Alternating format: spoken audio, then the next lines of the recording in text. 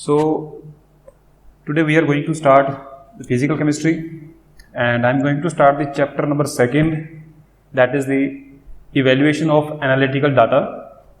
So the today's chapter is evaluation of analytical data. Okay, so इस chapter में क्या है हमारे पास, हमने एनालिटिकल केमिस्ट्री को स्टडी करना है. ओके, तो एनालिटिकल केमिस्ट्री क्या होती है पहले हमें वो बताना चाहिए. तो एनालिटिकल केमिस्ट्री एक ब्रांच है केमिस्ट्री की जिसमें हम केमिकल की जो करेक्टराइजेशन है, स्पेशली जो मैटर को हम करेक्टराइज करते हैं उसकी जो स्टडी होती है, जिसमें हम सेपरेशन,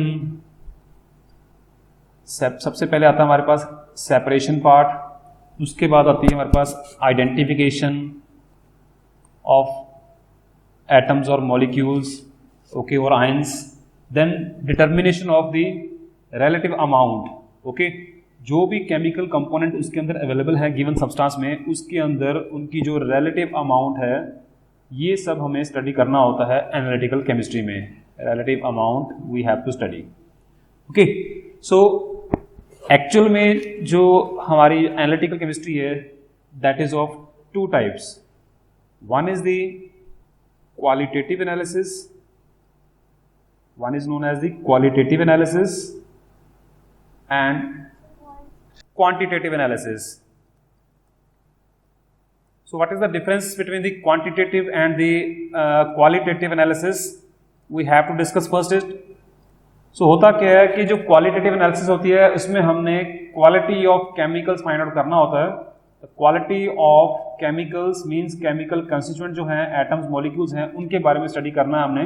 ठीक है, केमिकल कंपोनेंट्स को हम जब स्टडी करते हैं तो उसको हम बोलते हैं क्वालिटेटिव एनालिसिस. अब क्वालिटी से क्या मतलब है यहाँ पे कि किस टाइप का हमारे पास मॉलिक्यूल है, किस टाइप का हमारे पास आयन है, किस टाइप का हमारे पास एटम है, वो हम जब स्टडी करते हैं मीन्स उसकी नेचर फाइंड आउट करनी है. कि अगर हम सोडियम की बात कर रहे हैं तो हमने सोडियम के लिए टेस्ट करना है, ठीक है, तो वो सोडियम की क्वालिटी है. ओके, अगर हम बात करते हैं कि हमने पोटेशियम का टेस्ट करना है या निकल का टेस्ट करना है, ठीक है, तो वहां पे जो हम एनालिसिस कर रहे हैं किसी चीज में, किसी भी कंपाउंड में, that is known as the qualitative analysis.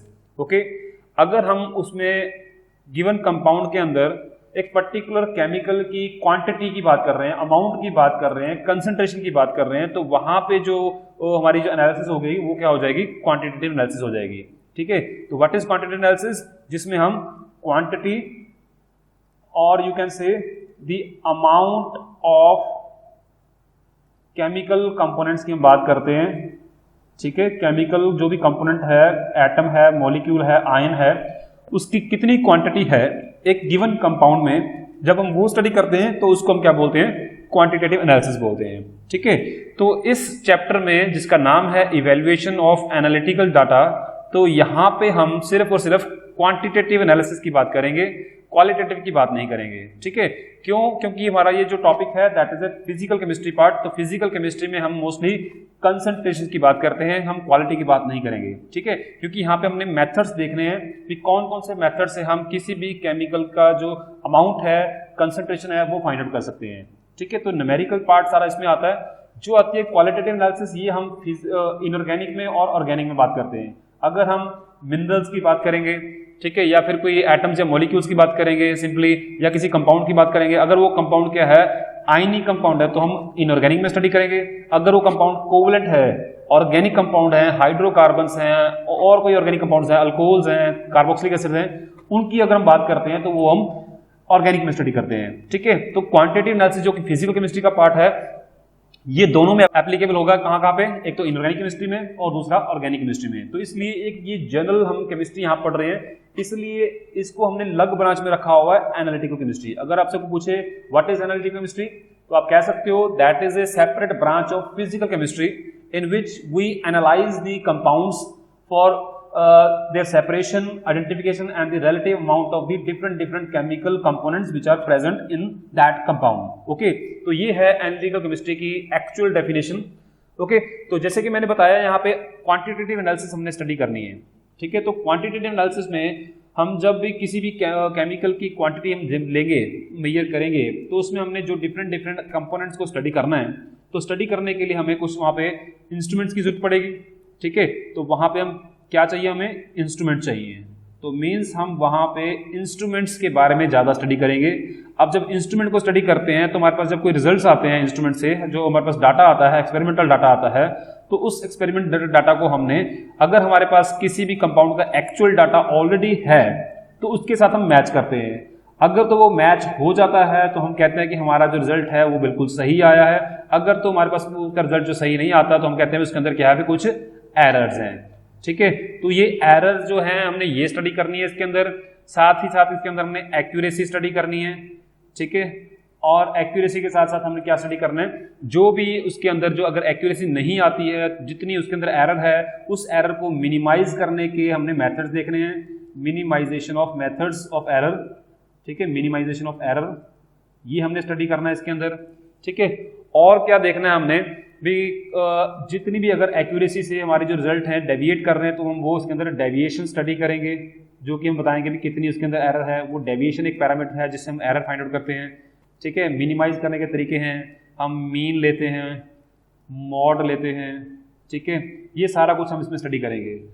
तो और भी कई तरह के टेस्ट हैं, जैसे हम कुछ बात करते हैं कि जो हमारे पास जो बायोमेडिकल साइंस वाले लोग हैं वो भी कुछ एनालिसिस करते हैं, जो बायो में खास करके एनालिसिस होती है, वहाँ पे वो कुछ टेस्ट करते हैं जिनके नाम होते हैं F test, okay, F test या फिर क्यू टेस्ट, ओके। ये केमिस्ट्री में भी होते हैं, बायो में भी होते हैं, ये सारे टेस्ट जो हैं हम यहाँ पे स्टडी करने वाले हैं, ठीक है। तो सबसे पहले हम स्टार्ट करते हैं अपना जो फर्स्ट जो है टॉपिक है, that is the accuracy and precision, ठीक है। तो यहाँ पे दो टर्म्स में लिखने वाला हूं, एक है accuracy and second is the precision. अब इन दोनों में डिफरेंस क्या है, पहले हमें वो समझना है। अगर हम डिक्शनरी मीनिंग देखें तो दोनों का डिक्शनरी मीनिंग क्या सेम है, ठीक है। तो एक्यूरेसी का मतलब क्या होता है, B results are accurate, okay, results are accurate है, मीन्स जो ठीक ठाक हैं, जो एक्चुअल रिजल्ट है उनसे मैच कर रहे हैं, तो उसको हम बोलेंगे कि आपके एक्सपेरिमेंट में क्या है, एक्यूरेसी है, ठीक है। तो किसी चीज का ठीक होना उसको हम बोलते हैं एक्यूरेट होना। अगर हम डिक्शनरी में प्रिसीजन का मीनिंग देखेंगे तो वो भी उसको एक्यूरेट के साथ ही कंपेयर करता है, भी एक्यूरेट है। बट केमिस्ट्री में या एनालिटिकल केमिस्ट्री में अगर बात करें तो जो प्रिसीजन है वो क्या चीज़ है, एक्यूरेसी क्या चीज़ है, वो हम डिस्कस करते हैं। देखो, अगर देखने में बात करें तो दोनों चीज़ें लगती भी सेम ही हैं, बट इसमें जो थोड़ा बहुत जो डिफरेंस है वो स्टडी करने वाले हैं।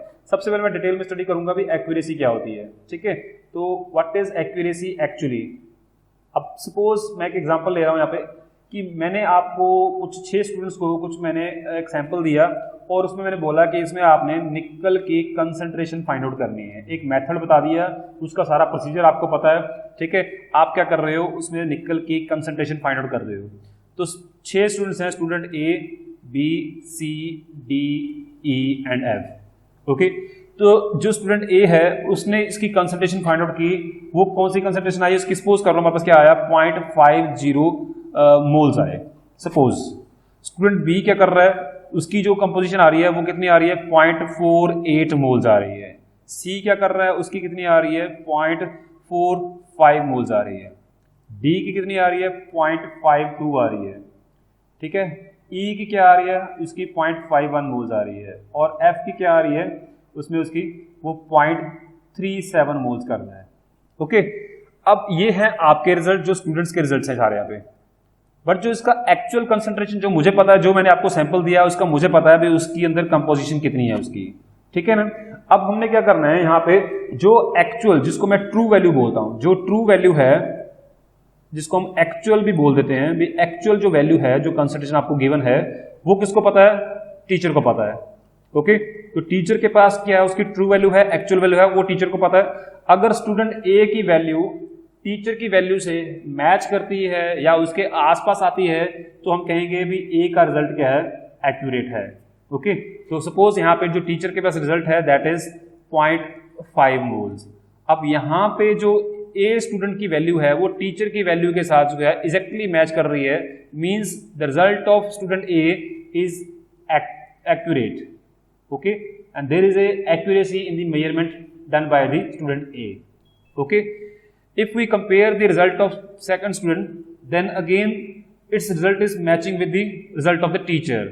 जस्ट क्या है उसके कंपैरेटिवली रिजल्ट आ रहा है, ठीक है, बट थोड़ी बहुत क्या है उसमें डेविएशन है, दैट मीन्स वहां पे थोड़ी बहुत क्या होगी, एरर होगी, बट इसका रिजल्ट भी क्या है, एक्यूरेट माना जाएगा। ओके, इसी तरह से अगर हम बात करते हैं सी की, तो सी में थोड़ी एरर ज्यादा आ रही है, तो इसके रिजल्ट में थोड़ी सी एक्यूरेसी कम होती जा रही है। जितनी जो वैल्यू है किसी भी एक्सपेरिमेंट की, अगर वो एक्चुअल वैल्यू के बहुत क्लोज जाती है, जितना क्लोज होगी उतनी ज्यादा वो एक्यूरेट होगी। ओके, अब स्टूडेंट डी की बात करते हैं, तो यहाँ पे रिजल्ट क्या हो रहा है, इंक्रीज हो रहा है। यहाँ पे भी एक्यूरेसी तो है, बट यहाँ पे प्लस में एरर आ रही है, यहाँ पे नेगेटिव एरर थी, ठीक है, यहाँ पे क्या आ रही है, पॉजिटिव एरर आ रही है। अब स्टूडेंट जो ई है उसकी भी एरर है, जो थोड़ी सी इंक्रीज हो रही है वैल्यू, तो उसमें भी क्या है, प्लस की एरर आ गई है। अब जो स्टूडेंट एफ है, अब एफ स्टूडेंट की वैल्यू जो है वो टीचर के पास जो एक्चुअल वैल्यू है उससे बहुत ज्यादा डिफरेंस है इसमें, ठीक है। तो मीन्स जो एफ का जो रिजल्ट है that is not accurate, that is not accurate. तो इसमें तो बहुत ज्यादा एरर है। यहाँ पे जो एरर हम लेके चलते हैं वो प्लस माइनस जो है, अगर पॉइंट्स में वैल्यू है तो पॉइंट में क्या होगा, 0.5 तक, सॉरी 0.05 तक की जो एरर है वो परमिसिबल है, वो अलाउड है, ठीक है। इससे ज्यादा एरर या इससे कम एरर जो है वो क्या होगी इसमें, वो परमिसिबल नहीं है, वो अलाउड नहीं है, तो वहां पे वो रिजल्ट क्या कहेंगे, हम उसको नॉट एक्यूरेट कहेंगे, ठीक है। तो ये तो बात रही एक्यूरेसी की भी। अगर तो क्या है कि जो डिफरेंट मेजरमेंट्स हैं, अगर वो मेजरमेंट्स क्या करते हैं, हमारे जो टीचर के रिजल्ट हैं, जो एक्चुअल जो रिजल्ट हैं उनके साथ मैच करते हैं। अब जो ये आपके पास जो वैल्यू है ये एक एक्सपेरिमेंट की वैल्यू नहीं है, that are the value of various values and उसका ये एवरेज है। सपोज मैं कह रहा हूं कि स्टूडेंट ए ने एक्सपेरिमेंट किया, फर्स्ट टाइम उसने एक्सपेरिमेंट किया, उसके पास वैल्यू क्या आई, 0.49 आई, ठीक है। सेकेंड बार उसने किया तो क्या आया, 0.52 आया। थर्ड टाइम उसने क्या किया, 0.51 आया। फोर्थ टाइम किया तो 0.5 आ गया। फिफ्थ टाइम किया तो अगेन 0.5 आ गया। सिक्स टाइम किया तो उसके बाद क्या आ गया, 0.49 आ गया, ठीक है। तो इसका उन्होंने क्या ले लिया, एवरेज ले लिया। तो एवरेज कैसे लेंगे, first value plus second value plus third value plus fourth value plus fifth value and plus sixth value divide by 6। Okay, तो इन सब का सम करके हम 6 से डिवाइड करेंगे, तो सपोज हमारे पास एवरेज जो है वहां पे 0.05 आ गया, ठीक है। तो अब हम कह सकते हैं कि जो ए ने डिफरेंट मेजरमेंट्स किए, ओके, उनका जो एवरेज आया वो ये था। इस तरीके से बी स्टूडेंट ने जो वैल्यूज ली उनका एवरेज ये आया, सी आया, डी का ये आया, एफ का ये आया, ई का ये आया। अब हमने जो एवरेज वैल्यू है डिफरेंट स्टूडेंट्स की, उनको हमने मैच किया ट्रू वैल्यू के साथ। अगर तब वो उसके बहुत क्लोज हैं तो मीन्स उनके रिजल्ट में, उनके मेथड में एक्यूरेसी है, उनका रिजल्ट भी एक्यूरेट है, उनके करने का तरीका भी क्या है, एक्यूरेट है, ठीक है। तो यहाँ पे बात आती है एक्यूरेसी और एक्यूरेट रिजल्ट की। ओके, अब बात करते हैं प्रिसीजन की। अब प्रिसीजन का जो ट्रू वैल्यू है उससे कुछ भी लेना देना नहीं है, वो जो मर्जी हो, ठीक है। बट जो आपकी जो रीडिंग्स हैं, सपोज जैसे स्टूडेंट ए ने 6 बार एक्सपेरिमेंट की है, उन 6 रीडिंग्स में कितनी क्लोजनेस है आपस में उसको ध्यान में रखना है, ठीक है। अगर तो रिजल्ट क्या है, आपस में बहुत क्लोज हैं, जैसे 0.49, 0.52 क्लोज है, 0.52, 51 भी क्लोज है, 5 भी क्लोज है, 0.5, 0.49, ठीक है। ये रिजल्ट क्या है, आपस में क्या है, बहुत क्लोज है। तो अगर तो जो डिफरेंट मेजरमेंट्स हैं किसी भी स्टूडेंट ने की हैं, उसकी जो मेजरमेंट में क्या आ रही है, आपस में जो क्लोजनेस आ रही है रिजल्ट्स में, ठीक है। यहाँ तो रिजल्ट देखो 2 बार रिपीट भी हो गया, ठीक है, सेम रिजल्ट आ रहा है, और ये रिजल्ट भी क्या 2 बार रिपीट हो गया। ओके, तो इनमें थोड़ी बहुत डेविएशन भी आ गई। तो मीन्स ये सारे रिजल्ट देखे जाएं तो आपस में एक दूसरे के बहुत क्लोज हैं, ओके, बहुत क्लोज हैं, ठीक है। इनका एवरेज कितना आया, 0.5 आया। तो मीन्स 0.5 जो एवरेज वैल्यू है, एवरेज वैल्यू से कंपेयर करें तो उसकी एक वैल्यू क्या है, 0.01 कम है, फिर 0.02 ज्यादा आ गई, फिर 0.01 ज्यादा आ गई, फिर बिल्कुल सेम आ गई, बिल्कुल सेम आ गई, और फिर 0.1 कम हो गई। तो मीन्स जो सभी रिजल्ट्स जो उसके आए, डिफरेंट मेजरमेंट जो किसी एक स्टूडेंट ने की हैं, वो रिजल्ट्स क्या है, आपस में बहुत क्लोज है। तो यहाँ पे जो प्रिसीजन है, वो जो इंडिविजुअल मेजरमेंट्स हैं उनकी आपस में कितनी क्लोजनेस है उसको देखते हैं। अगर तो रिजल्ट आपस में क्या है, बहुत एक दूसरे के क्लोज हैं, तो हम बोलेंगे कि वो एक्सपेरिमेंट क्या है, प्रिसाइज एक्सपेरिमेंट है, और जो रिजल्ट्स आए हैं उसमें प्रिसीजन है, ठीक है, उसमें प्रिसीजन है, और there is a you can say results are precise. Okay, तो रिजल्ट्स क्या है, प्रिसाइज हैं, और मेजरमेंट में क्या है, प्रिसीजन है, ठीक है ना। अब देखो प्रिसीजन मैंने जैसे बोला था उसको भी एक्यूरेसी बोलते हैं। अब देखो पहली बार आपने रिजल्ट लिया तो 0.49 आया, सेकंड टाइम किया 0.52 आया, थर्ड टाइम क्या किया 0.5 आया, फिर 0.5 आया, 0.5 आया, मींस रिजल्ट्स क्या हो रहे हैं, रिपीट हो रहे हैं, ठीक है, ज्यादा डेविएशन नहीं आ रही है इसके अंदर रिजल्ट्स में, तो मींस आपका जो एक्सपेरिमेंट है वो एक्यूरेट है। अब यहाँ पे हम इसको एक्यूरेट नहीं बोलते, हम उसको क्या बोलते हैं, प्रिसीजन बोलते हैं, प्रिसाइज बोलते हैं, ठीक है। एक्यूरेट कब बोल रहे हैं कि जब आपकी वैल्यूज का जो एवरेज है वो अगर एक्चुअल वैल्यू, जो ट्रू वैल्यू है, जो टीचर को पता है, ठीक है, उसके साथ मैच करती है तो हम रिजल्ट को एक्यूरेट बोलेंगे, ठीक है।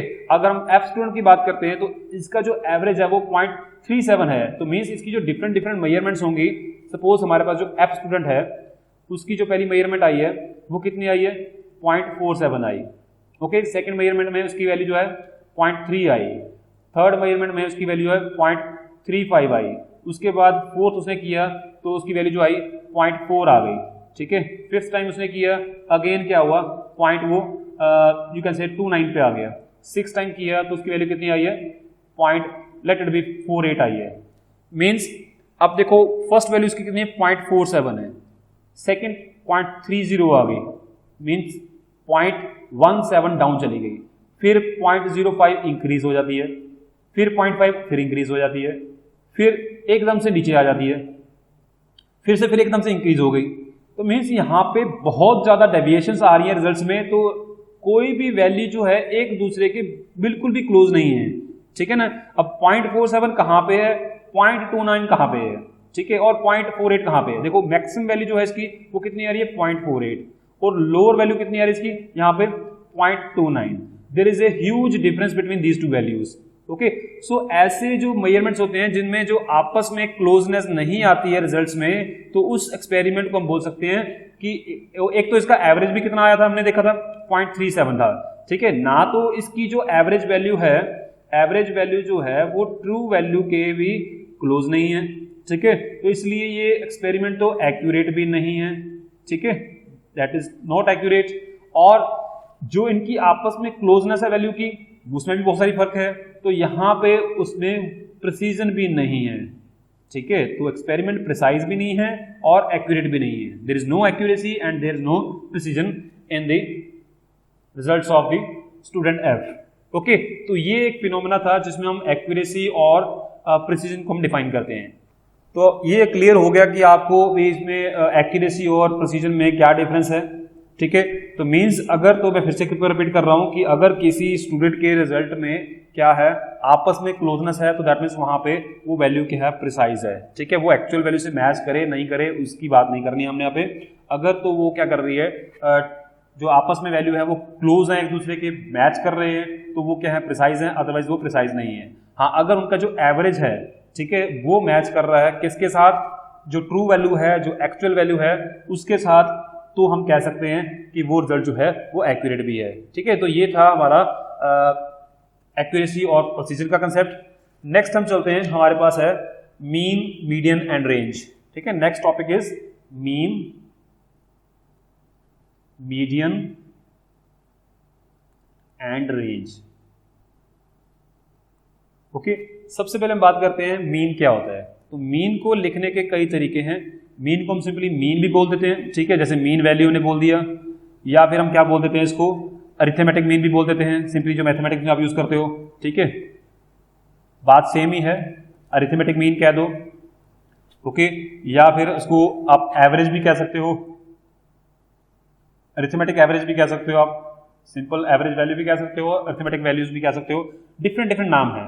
अब अरिथमेटिक मीन या फिर एवरेज या फिर मीन वैल्यू ये क्या होती है, इसको हम डिफाइन कैसे करते हैं, it is the average of the total observation, okay. So how would you define it as the average of total observations. जितनी भी हमारे पास ऑब्जर्वेशंस हैं, सपोज अगर 10 ऑब्जर्वेशन है या 20 ऑब्जर्वेशन है, उन सबका हमने एवरेज ले लिया, तो उसको हम क्या बोलेंगे, अरिथमेटिक मीन या फिर सिंपल मीन वैल्यू या फिर एवरेज वैल्यू, ओके।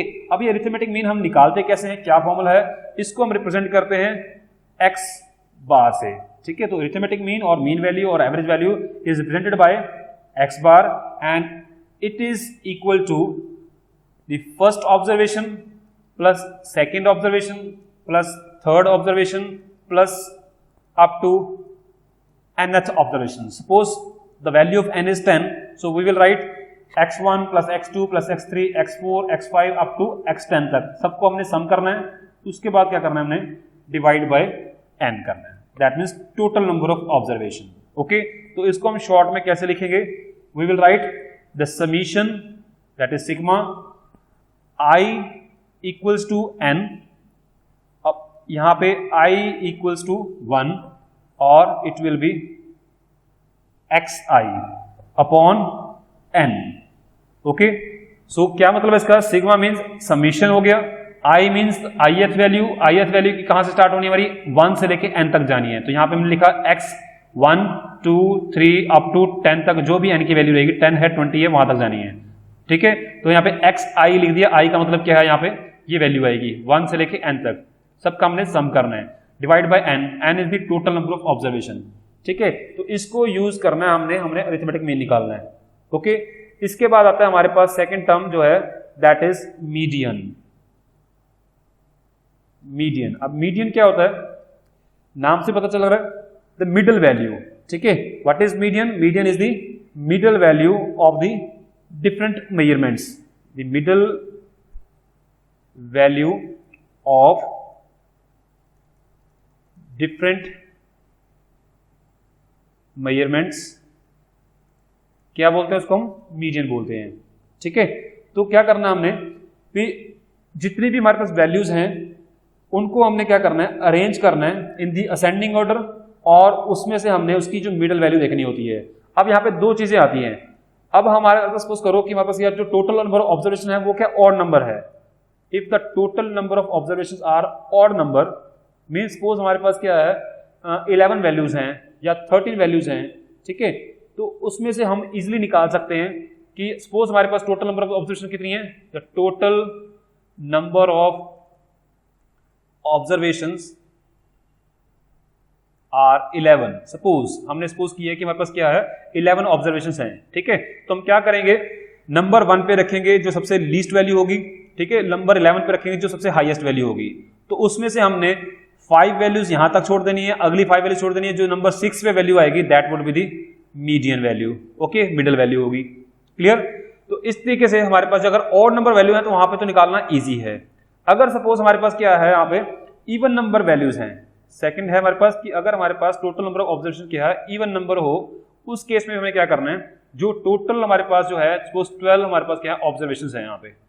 ठीक है, तो वहां पे हम क्या करेंगे कि हमने सबको अरेंज करना है फर्स्ट से लेके 12 तक इंक्रीजिंग ऑर्डर में, तो वहां से जो हमारी मिडिल वैल्यू होंगी, दो वैल्यूज होंगी 6 और 7th वैल्यू जो होगी, the 6th value and the 7th value.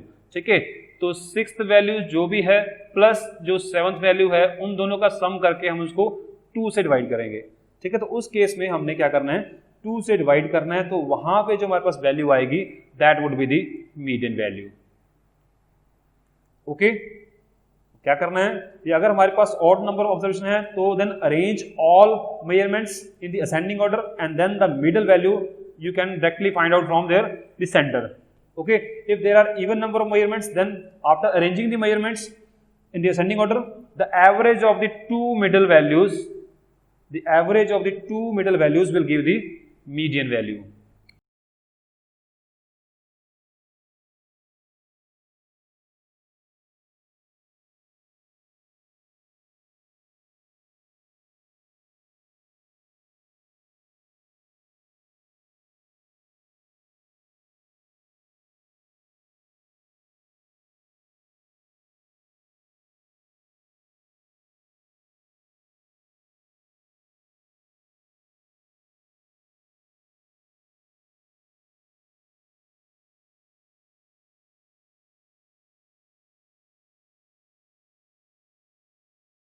Next is the range.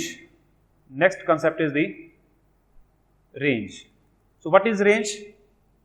Range is the you can say the difference between the largest value and the smallest value. Suppose we have a number of values, okay, then range is the method of representing the variability of the given data. So it is the difference between the largest and the smallest value. So कैसे करेंगे, suppose हमारे पास जो भी values हैं उनको हमने increasing order में लिख लिया। उसके बाद हमने क्या करना है, रेंज फाइंड आउट करनी है। तो हम देख सकते हैं अभी वैल्यू, लोएस्ट वैल्यू कौन सी है, हाईएस्ट वैल्यू कौन सी है, तो मीन्स वो लोएस्ट वैल्यू से स्टार्ट होकर हाईएस्ट वैल्यू तक जा रही है, तो उसके बीच में रेंज क्या आ रही है, तो हम क्या निकालेंगे यहाँ पे, the largest value minus smallest value, the largest value and the smallest value. Okay, तो यहां से हम निकाल सकते हैं। अब सपोज हमारे पास एक यहाँ पे क्वेश्चन है, हम क्वेश्चन करते हैं, उससे और भी क्लियर हो जाएगा कि कैसे करना हमने। सपोज हमारे पास एक रूम टेम्परेचर पे डाटा है, आरटी पे हमारे पास कोई डाटा है, ठीक है, पर्टिकुलर डे, एक दिन का कोई हमारे पास क्या है, डाटा है, ठीक है, रूम टेम्परेचर रिकॉर्ड है हमारे पास एक दिन का। तो वो क्या है, सपोज हमारे पास शुरू में टेम्परेचर हमने देखा क्या था, 4.0 डिग्री सेल्सियस। थोड़ा कुछ टाइम बाद हमने फिर देखा तो इट वाज 8.0 डिग्री सेल्सियस, ठीक है। फिर बाद में हमने फिर चेक किया तो 10.0 डिग्री सेल्सियस। ओके, फिर हम चेक कर रहे हैं तो then it is 12.0 degree Celsius. Okay, फिर 14.0 डिग्री सेल्सियस। हम पूरे दिन में क्या कर रहे हैं, डिफरेंट डिफरेंट टाइम पे हम क्या कर रहे हैं, टेम्परेचर रिकॉर्ड कर रहे हैं, रूम टेम्परेचर रिकॉर्ड कर रहे हैं। तो हमारे पास ये कुछ डाटा आ गया यहाँ पे, ठीक है, इस तरीके से। Next is the 20 degree Celsius. Okay, उसके बाद क्या है हमारे पास 22.0 डिग्री सेल्सियस। ये हमने डिफरेंट डिफरेंट टाइम पे डिफरेंट डिफरेंट टेम्परेचर नोट किए। ओके, तो हमने क्या करना है, इनको हमने इंक्रीजिंग ऑर्डर में, ये ऑलरेडी पहले इंक्रीजिंग ऑर्डर में लिखे हुए हैं, ठीक है। तो हम देखेंगे इसमें स्मॉलेस्ट वैल्यू कौन सी है। सबसे पहला हमारा काम क्या रहेगा, स्मॉलेस्ट वैल्यू फाइंड आउट करना है। तो smallest value is the 4.0 degree Celsius and the largest value is the 22.0 degree Celsius. What would be the range, तो range would be the largest value minus smallest value. Okay, so it would be equal to 22.0 degree Celsius minus 4.0 degree Celsius. So what would be the range, it is the 18.0 degree Celsius. Okay, so इस तरह से हम range निकाल सकते हैं। But जो range है that is not the very effective way to represent the variability of analytical data, ठीक है, बिकॉज इसमें हमारे पास क्या है, कुछ एरर्स भी आ सकती हैं, वो जो अगर हमारी जो रेंज को है वो अफेक्ट कर सकती हैं। सपोज आपने क्या किया कि आपने कुछ टाइम बाद जब टेम्परेचर नोट किया वहां पे आपने 12 डिग्री लिख लिया, क्यों, क्योंकि आपने देखा कि 8 के बाद क्या 10 आ रहा है, उसका 12 आ रहा है, बट हो सकता है वहां पे एक्चुअल जो वैल्यू हो वो 11.9 हो, ये भी हो सकता है, या ये भी हो सकता है वहां पे जो वैल्यू है 12.1 हो, आपके नोट करने में कोई दिक्कत आ गई हो। नेक्स्ट टाइम भी ऐसा हो सकता है कि आप वहां पे टेम्परेचर 13.8 है तो आपने बोला भी 2 डिग्री इंक्रीज हो रहा है, हम इसको 14 लिख देते हैं, तो यहाँ पे वहां पे एरर आ सकती है, ठीक है। तो उस केस में हम इसको नहीं कह सकते कि ये कोई रिलायबल डाटा है रेंज निकालने का। तो रेंज को छोड़ के हमारे पास और भी बहुत सारे मेथड्स हैं जो हम यूज करते हैं, ठीक है। तो ये था हमारा मीन, मीडियन और रेंज। सपोज हमारे पास एक क्वेश्चन है, किसी हॉस्पिटल में एक पेशेंट के जो है हमारे पास ब्लड प्रेशर है, 10 इंडिविजुअल्स का हमने ब्लड प्रेशर नोट किए वहां पे, ठीक है। तो सपोज जो फर्स्ट पेशेंट है उसका जो ब्लड प्रेशर था वो कितना था, 84।